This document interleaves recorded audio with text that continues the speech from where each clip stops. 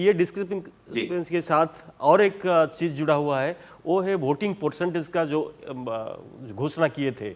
शाम को 5 बजे ख़त्म होती है वोटिंग, उसके बाद 7 बजे एक आंकड़ा आता है, फिर रात को 11:45 को और एक आंकड़ा आता है, फिर 2 दिन के बाद और एक आंकड़ा आता है। और ये जो आंकड़ों की जो फैसला भी है वो ज़्यादा रहता है, वो डिफरेंस बहुत ज़्यादा रहता है। ये दोनों को अगर मिलाएंगे तो क्या लगता है आपको?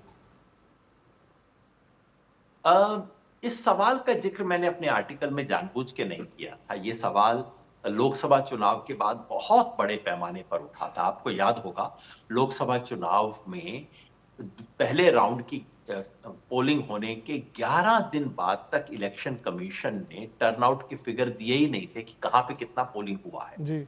सब लोगों ने पूछा था, मैंने एक वीडियो बना के पूछा था, इलेक्शन कमीशन क्या कर रहा है, 11 दिन से आप क्यों चुप बैठे हो, बताओ हमें कि एग्जैक्ट वोट बताओ। इलेक्शन कमीशन ने एग्जैक्ट फिगर देने की बजाय परसेंटेजेस दिए, बहुत डिले किया, काफी कंट्रोवर्सी हुआ था। अब देखिए होता क्या है, जिस दिन वोटिंग होती है उस दिन शाम को आपको सुबह 9 बजे 11 बजे फिगर मिलने शुरू हो जाते हैं।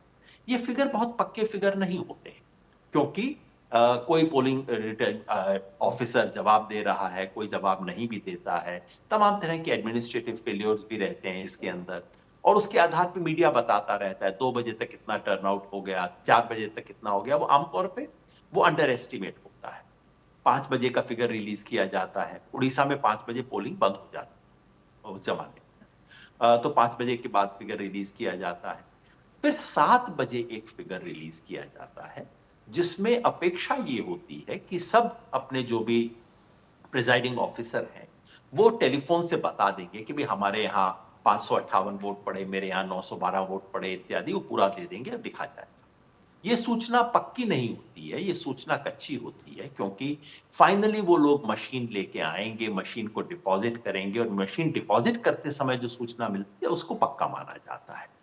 तो ये सवाल देश में काफी जगह उठा था कि शाम 7 बजे इलेक्शन कमीशन ने जो फिगर बताए उससे इतना ज्यादा चेंज क्यों हुआ। देखिए यहां पे 2 चीजों की सावधानी बरतने की जरूरत है। एक तो शाम 7 बजे के बाद के फिगर यूजुअली बढ़ते हैं। ये मैं पिछले 30 साल से तो मैं इलेक्शंस को देख रहा हूं। हमारे यहाँ पे ऐसा सिस्टम नहीं बन पाया है जिसमें हम 7 बजे एग्जैक्ट फिगर दे सकें, और खासतौर पे उन इलाकों में, जैसे उड़ीसा के कई आदिवासी इलाके हैं जहां बहुत घना जंगल है, जहां से रिपोर्टिंग बड़ा लेट होती है। तो ये सब देखते हुए 7 बजे का फिगर थोड़ा सा ऊपर जाता है, कभी कभी 2-4%, कभी कभी 5-6% लेकिन तक जाता 30% है। डिफरेंस या लेकिन जी, 50% डिफरेंस? उड़ीसा में जो है, जी, उड़ीसा में जो है वो 30% डिफरेंस है। ये बड़ी हैरानी की बात है। कई जगहों पर, कुछ कॉन्स्टिट्यूएंसीज में 30% तक डिफरेंस है। और एक और इंपॉर्टेंट बात है, रात के 11:15 बजे, मिडनाइट से जस्ट पहले इलेक्शन कमीशन एक और फिगर रिलीज करता है। मैं उस फिगर को ज्यादा गंभीरता से लेता हूं, क्योंकि रात 11:15 तक देश में ज्यादातर सब पोलिंग पार्टीज आ चुकी होती हैं। जो आ भी नहीं गई हैं वो कम से कम, आजकल मोबाइल फोन का जमाना है, मोबाइल से बता देती हैं कि हमारे यहाँ टोटल इतना हुआ है। तो रात 11:15 बजे जो फिगर रिलीज किया जाता है उसमें परिवर्तन होने की गुंजाइश मुश्किल से डेसिमल पॉइंट्स में होना चाहिए, 1% भी नहीं। उसके बाद आधा परसेंट, 0.2%, ऐसा कुछ चेंज हो सकता है। योगेन मगर जी, एक चीज। उड़ीसा के कुछ केसेस में जी, आप कहिए, आप 10% कहिए। डिफरेंस हुआ है। आपके मुख्यमंत्री के केउझार के अंदर उनकी कॉन्स्टिट्यूएंसी में 10% है 11:15 बजे के बाद। तो ये सब जो है सवाल उठाते हैं, संदेह पैदा करते हैं। अभी से इसके बारे में निष्कर्ष हम नहीं निकाल सकते। कई लोगों ने कहा है कि इसका मतलब है कि हेराफेरी की गई थी।